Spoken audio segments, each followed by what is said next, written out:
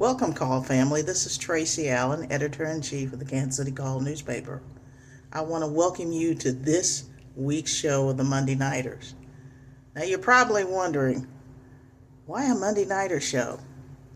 Well, I think a lot of it has to do with we wanted to showcase men who have been together for 55 plus years, and all of it is centered around the game of football and sports. We wanted to let you all know that it was more than just sports. It's also about living life. So I want for the next 30 minutes or so, go ahead and grab a cup of coffee, a soda, maybe some chips, who knows. Sit back and let's enjoy what the Monday Nighters have to share with us. Not only about the Kansas City Chiefs, but also about life.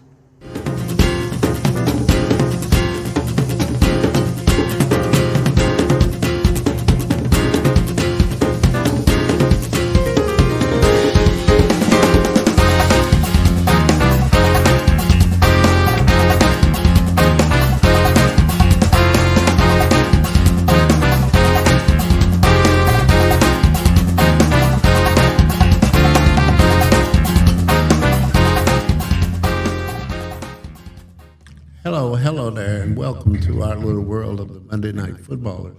We've been around since 1970, and some you'll hear today will be hearing that it even really was before that, because a bunch of guys used to get together in Kansas City, Missouri. Men, I want to emphasize that, got together and to talk about football, and it turned into not only a friendship, but it turned into a lifetime event, still lasting for now over 45 years, 55 years.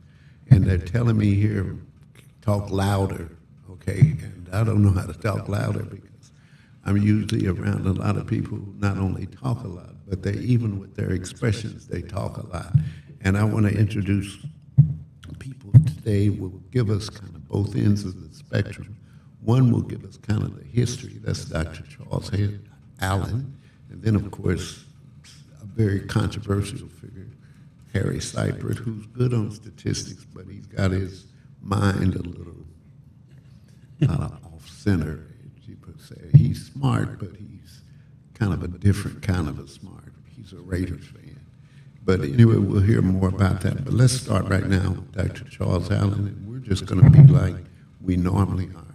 Dr. Allen, why don't you tell us about how all this got started at a neighborhood level that eventually turned into the Monday Night Footballers? Well, Jim, if my memory serves me correctly, being the older man that I am, we started out getting together on Saturday afternoons to watch college football. And at that particular time, we were watching, I believe it was Jim Brown with Syracuse, I think. And eventually, we did this almost every week that at least college games were on. Then ultimately, we found that there would be also some games on Sunday, which would be professional ball.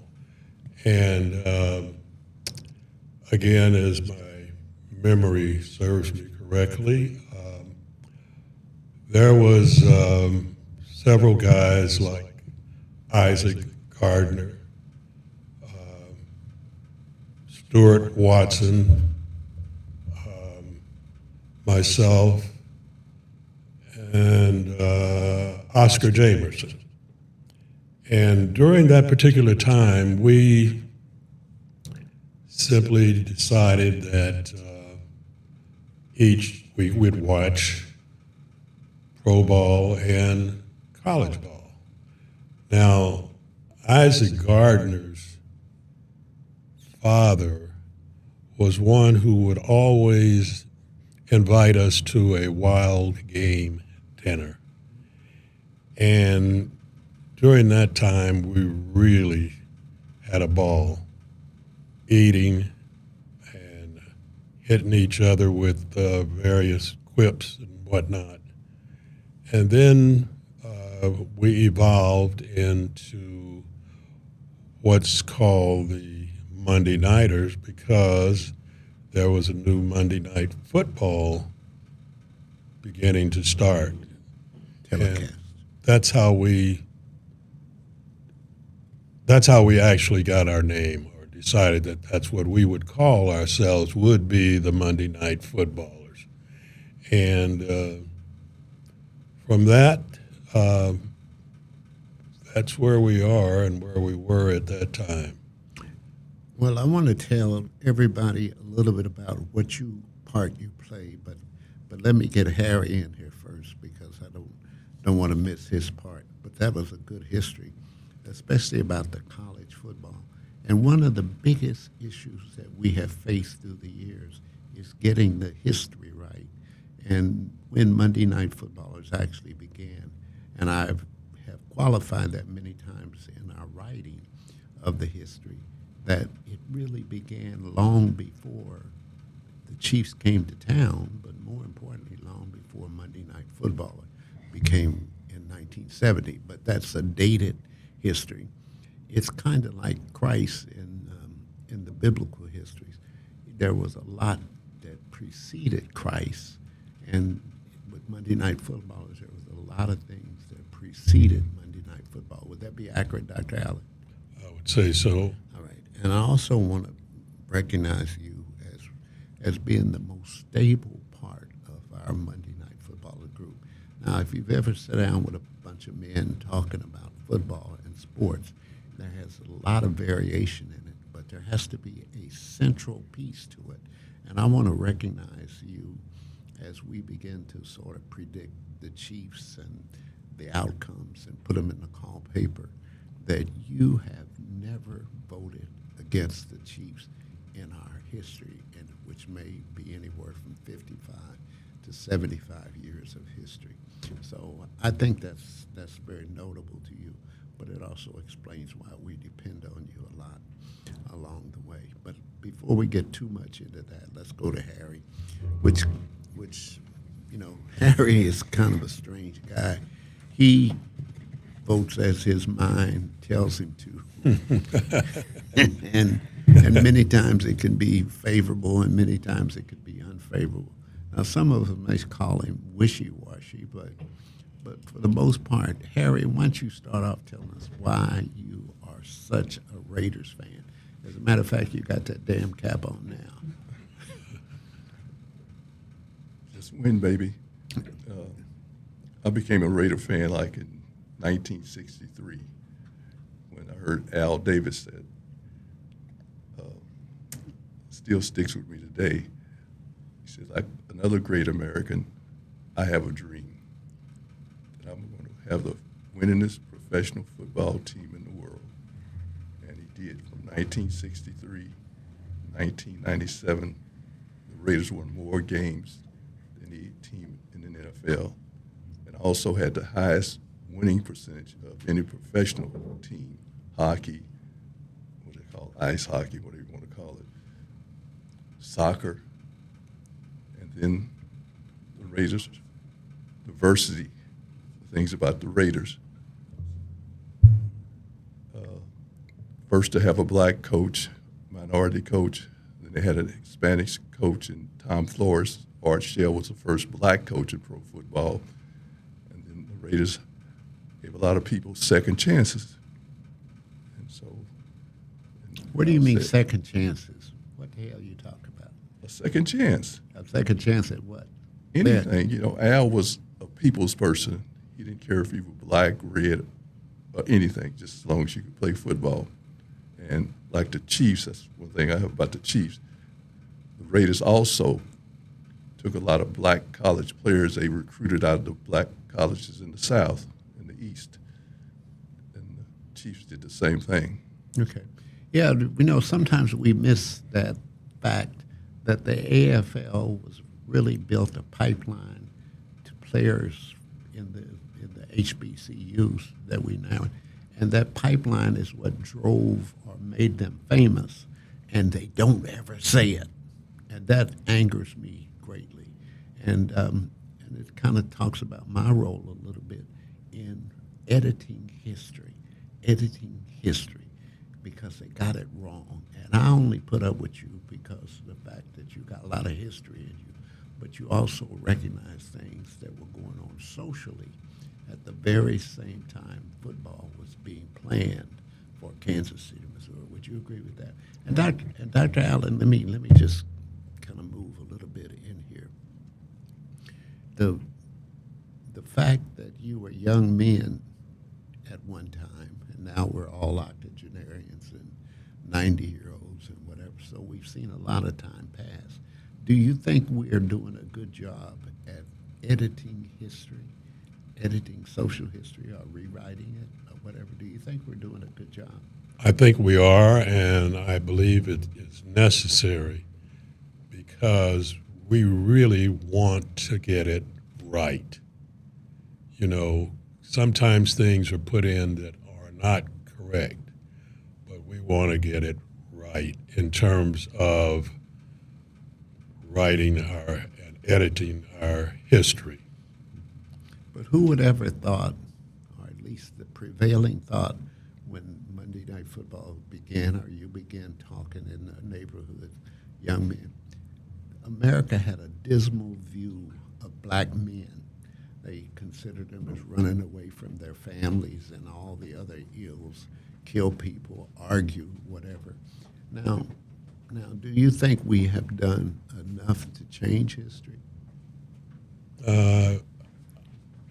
I'm never sure that we've done enough. I think it's an ongoing situation. Okay. As we move forward, we may feel that we need to do a little bit more of the editing. All right, let me get back to that Harry Cypher. That Harry Cypher. That Harry Cypher. Harry, when did you become such a good statistician, or where did you get that fantastic memory from? Where did you get it from? How did you get it? Well, back in the day, I had memory work in grade school, and it was verses from the Bible. And I just told the teacher I wasn't going to learn any Bible verses, So I had relatives who were teachers in the high school and the grade school there in Shawnee, Oklahoma. It was all black school back in the 50s and 60s. So my mother took my baseball bat and all that away from me. I had all kind of basketballs and all that, and she told me if I don't learn my memory work, I wouldn't play any more basketball and football and track. So one night I just got the book and learned all the Bible verses that I had neglected. So that's when I just started reading, because I didn't read that much before. We didn't get the newspaper, so I had a little job cutting yards. So I started having the newspaper, getting the newspaper, and just memorizing things, that was interesting to me. Because my mother told me, you know all about all these sports and all that stuff, but you don't know your homework.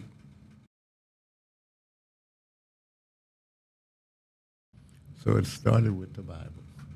Now, we don't get that. We don't hear that on Monday night when we meet, or when we meet up at Bob's, not Bob's, but Club 6. We don't get that. We get the part of you that remembers everything everybody said, but most importantly, whether or not the Raiders won. So, that kind of explains that, or puts that in perspective. Started, like when I was going to a black college. I was going to Zero State, Oklahoma State. So anyway, I didn't have enough money to go after I got hurt, so I went to Langston. I didn't want to go to Langston. I wanted to go with all my white friends who were going to Zero State, Oklahoma State. You call it Zero State. Why did they call it Zero State? Well, because only real college in Oklahoma is OU, so The Sooners. Boomer Sooners. I had a friend who played basketball there, so I always went with the Sooners. Plus, we had to go to all the games in Oklahoma State and Norman, over to Norman, Stillwater, Norman. Every weekend, the football team, basketball especially, had to go. And so all my rich friends were going to Zero State. So how old is your ass? You must be older than what we think you are. How old are you?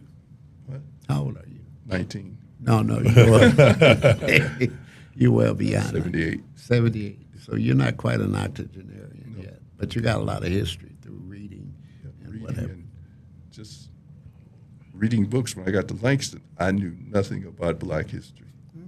And it was kind of embarrassing, at a black college. And I didn't know anything. I was embarrassed. So I started going to the library every night just reading black history. So, I was sitting there, dudes were talking about Malcolm.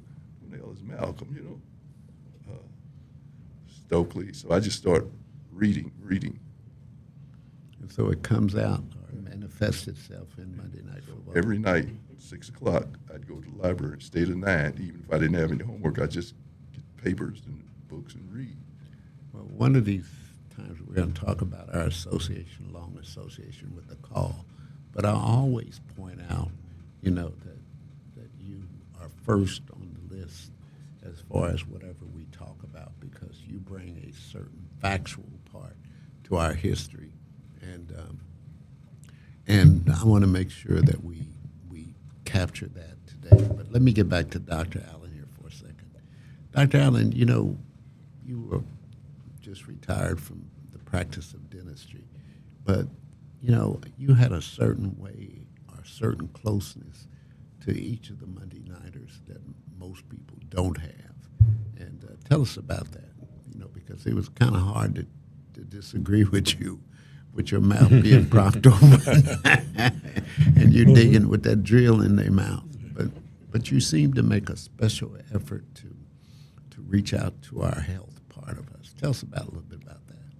Well, being as close as we are as a group, I felt that it was very, very important that I speak to you from a healthcare point of view. And since I had you at that situation where Not only me, but you could really never disagree because if so, I wouldn't really hurt you, but I'd make you know that that's not what I wanted. Okay. So, as the days went on, we decided we not only would, we had bucket lists, if I recall, and mine was to get rid of Alzheimer's disease.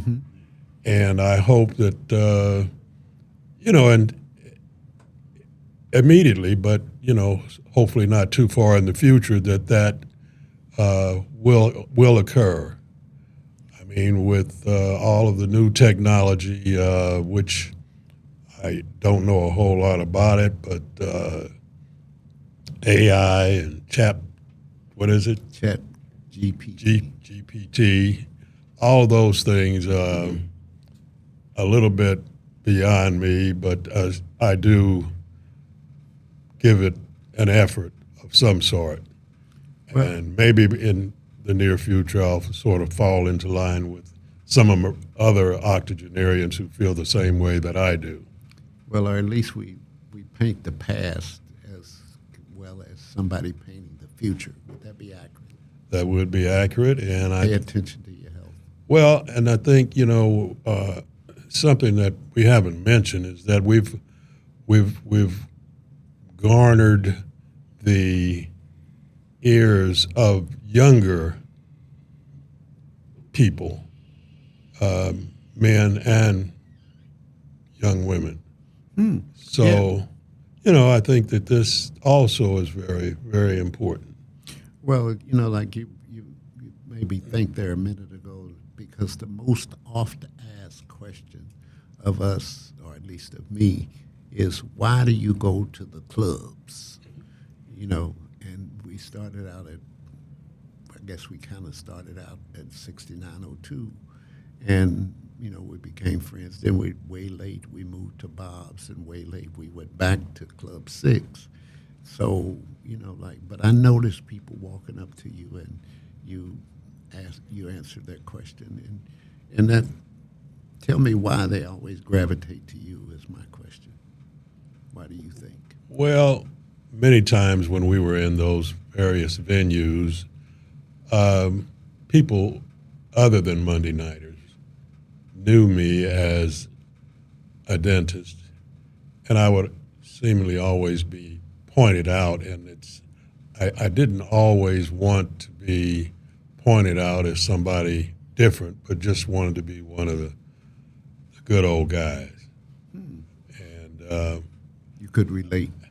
well, I'm a little sensitive to being upfront with anything. I just, would like to just be one of the regulars.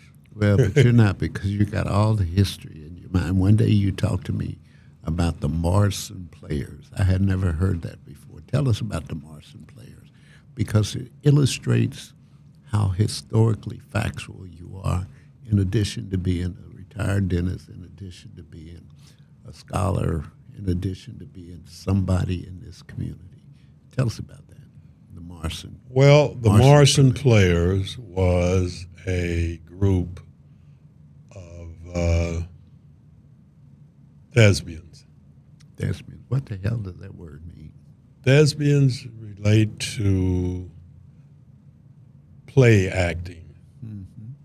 And as a very youngster in school, I belonged to the organization of the Morrison Players, and the Morrison Players was named after the originator, which was J. Oliver Morrison.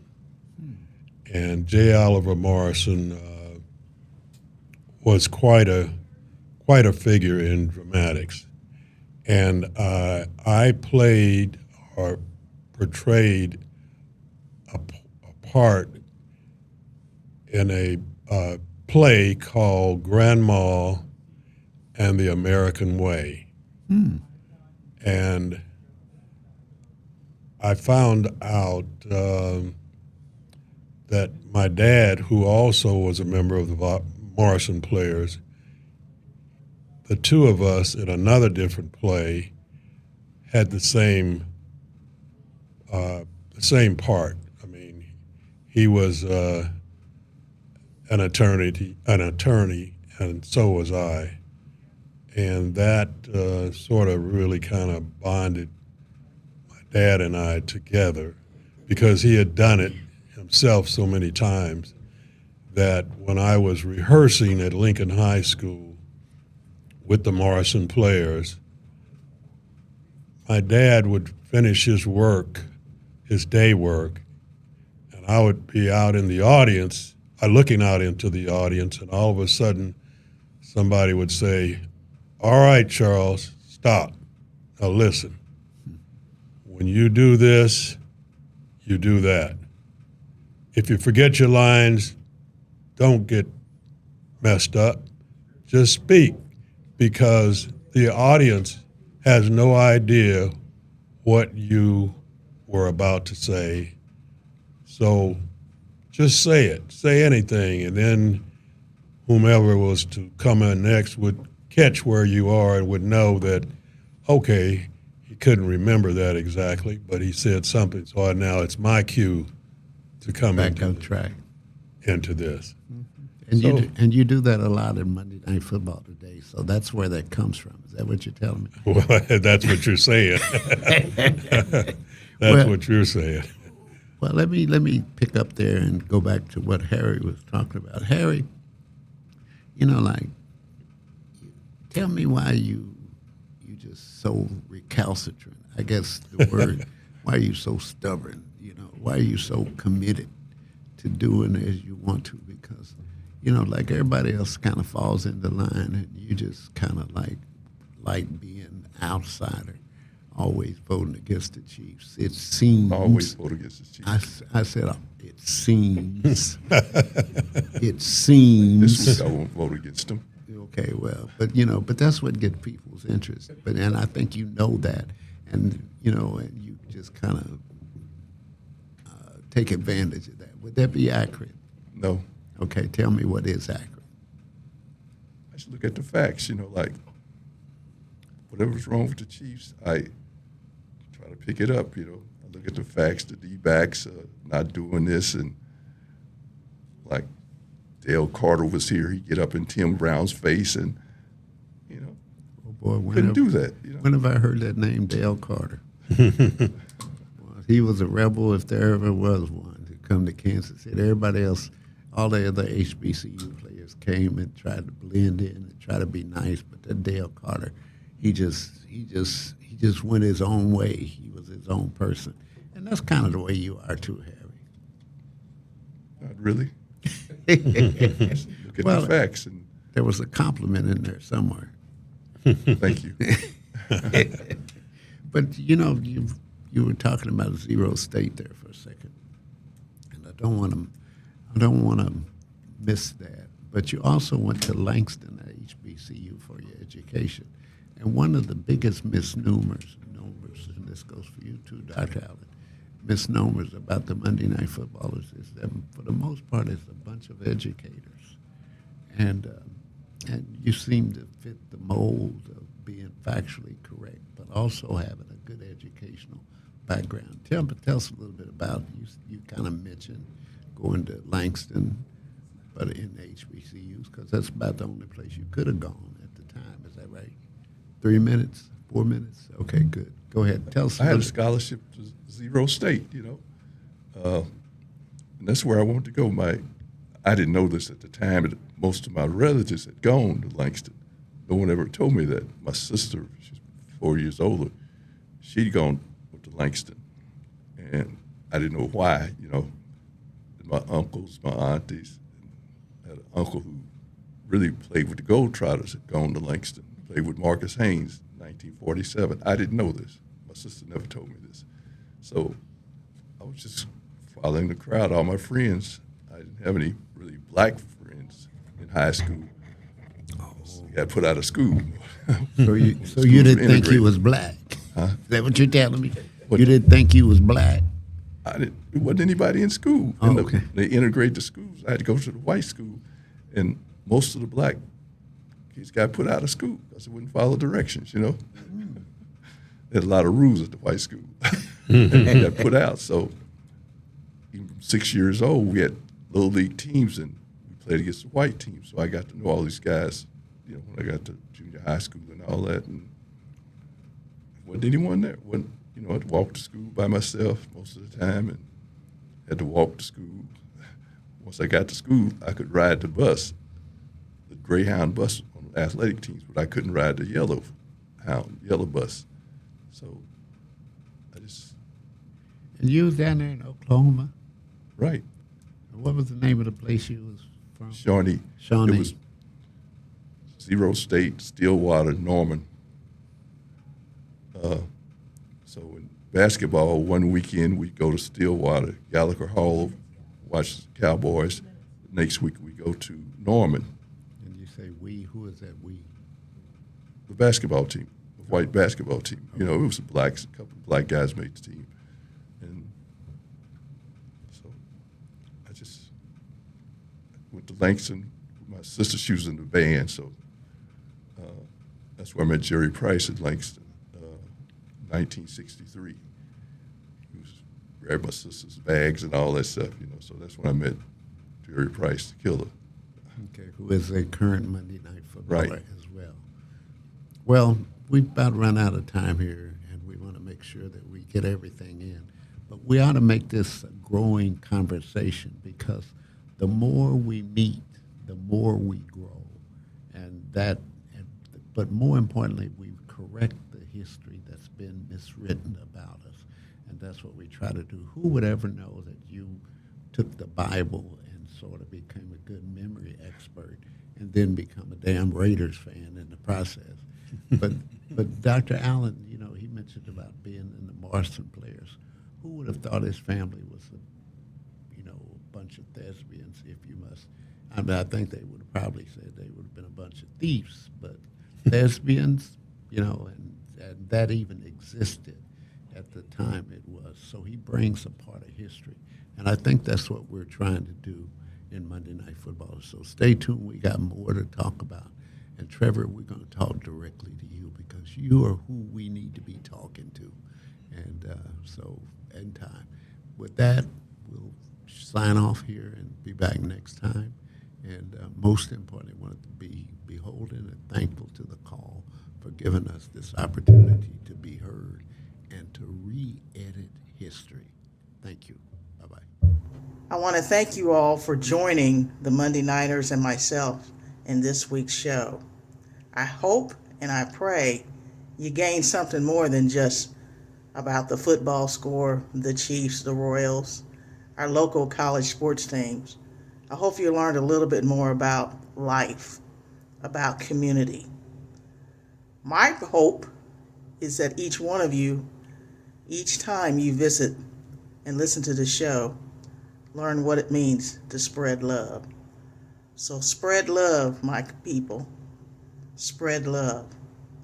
And we look forward to seeing you at our next show of Monday Nighters.